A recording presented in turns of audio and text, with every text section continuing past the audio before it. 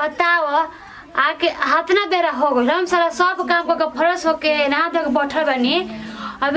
सुतल बानी लोग बुझाते लोग के घर लैट्रिन पे खाना माई के सोचा के जाएगी ये जाए खेत में भोर में अपन दीदी जी लागल बा होने ले चली हमरा के हां गांव से देखी तो क्यों का कही दीदी जी देख चिल्ला लगल लोग का हटे हो अरे दीदी जी का हो गई ठंडा लगता बहुत जी ठंडा लगता है भता छोड़ के मना कर बिछाने में से हो कजन का लगी ना बोले छाने में से ना तो मुझे लगता है ठंडे में नंबर लेके रहल जाला की रहला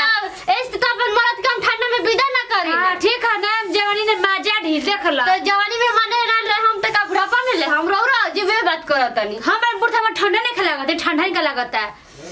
बताओ रौरा में पहचान बना अब हमनी के नया नल बे हमनी के एकदम कहां नया खून बा तू बुढ़ा तरू बात कहे कोला नहीं लागल बा हैं अरे लागल बा और लागल तो हरसी जाई खेते हो रे जाए के बेरा हटे खेते हो रे क्यों का कही हो आज जब नींदिया टूटी तबे न जाई बा जब लागी तबे न जाई कहां से सकरा के जागल लोगे ए दीदी जी देखी राव सबसे गलती बा काहे कैसे ही घर में रहता नहीं रौरा लाइटिंग ना बनवावेला अरे बाप 2 साल से घर में हम रहने आ तो कबो कुछ शिकायत ना करनी लैट्रिन के और नहीं खे ई लोग दूध कोने आइल लैट्रिन नहीं खे जी दीदी जी राउर बात अलग रहे पहले जमाना के हनी रौरा आ नया जुग के कन्या हनी जे हमनी के तो लाइटिंग आज के डेट में के काहे करे लाइटिंग नहीं खे जी बनी कुछ पैसे हाथ में तो बनी जानू एगो वो भी वो खिसी आत रहते वो तो छोटकी तो एकदम तू कर रह हटी जा जल्दी आयो दादा होय देखो हटी जी अपना तो कोई कना लगावे ले अब वो कह के चल ए दीदी जी चल ना ले लोटा चल ले लोटा टांग लोटा ये न करबू लोग अब ये का हो गइल बा हम लोटा लेके जान जी क्यों का कोई ले ला बाल्टी ले लो देखी सबसे पहले पैखाना बनवाई ठीक बा अपने भतार से कह हमें से कह तरू मैंने भतारी से कही चला हम माने यही में पानी ले लेते बढ़िया से धुला जाई आई हो करम आयो दादा बुझे हमने के ना बाची ओए कहां लगे जेबू है दादा हो गया काय ए माई इज्जत चल दे एक मिनट रुक छुटकी ए माई इज्जत चल दे आ लाइटिंग कर बहरिया जाए जा तो मैं लाइटिंग इज्जत दिला जाई यही में घर के बैठले देखी जा हे में ना पानी ने कुछ नहीं खेले ए में तन धूर बाठी नानू हे में रख के ही जा आ सीढ़े में मार पड़ आयो दादा ई कोना जमाना के सिस्टम नहीं एगो बात कही हमारे गांव में ना एगो रही उ कर के कहां जैसे बेचारी बर्दाश्त ना होत रहे तो ओई में कर के पोथी में बांध खबर आयो दादा अरे जान सुननी अरे खबर में मतलब फेंक देले रहे आ जैसे ना फेंके के खपड़ा पे आ रोज रोज के आदत रहे आ जैसे फेंके खपड़ा पे अब ससुर जात रहे पड़े आई हो ऐसा ही होला लेकिन हम कोई लेके जा कब खिस बार ले सोच ले ना देखी जा ना जाइन दे तो हम जन घर का पिछड़िया मार दे पड़ हां ए छुटके रे तू पगला गई रे का चल खेती चलेगी ठीक है ना हम यही में करम अरे चल अरे भगवान अच्छा तनी देखी कितना गोहिड़ बा अच्छा ठीक है मैं पानी भर दे गई धो धा के बड़ी मछली हम पेट चल बुझा के नाम हम समझा के झाड़ी हमर धो ले खा ले बनी मुंह अच्छा जी पड़ मारे ठीक बा आई दीदी जी चल इधर पनिया है लस आई है धो देबे के कलो क्या करम अब हमर ये रहिए गइल बे कनी के संग संग भारी ना इलाज रे हमें पर भइसे इलाज नहीं खेला गत बताओ 2 साल से रहनी घर में आज तो कोई चुप ना दी रोगा तो एक दिन काम करना करी ना तो ना बोली ना जोर कैले बैठे रहो ओ दादा 2 साल से घर तो कोई मंगुई तो ना देख रहला तो लोग आज पैखाना बनवा हम बनतनी तो पैखाना बनवा दी ना निकलो ले चल चल हम पे खाना रह जाला तो हम चल नहीं ढोई तो होगा बोलोगे तो हो गला जई में नहीं जा गली जा दीदी का हो गए आई ये हो गए ये हो गए कब वो करे आई अरे तो सर लाइन पर भूखता चो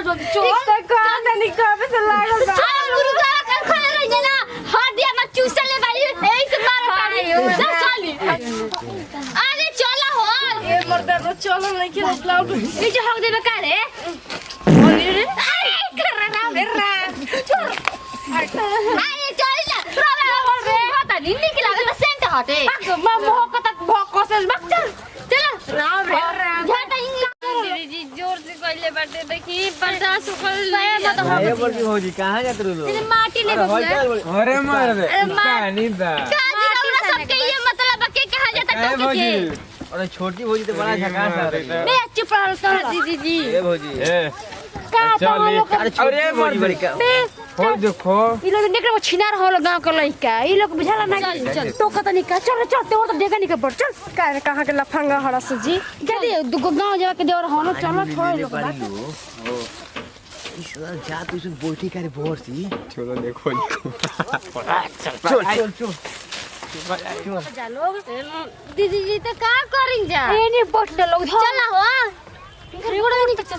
तो बहुत बढ़ते ढोन बेटा हम ही त संग धोए ई का कर देली छोटकी पनिया पे गिरा दिया जा बैठल देख उन्हें पूछिए घसिया में अब घरे ले जाके धोई की घसिया में जब तक कर लो तो पहले के जमाना के देखी रो हागिरे तो ले भरात हो जाबे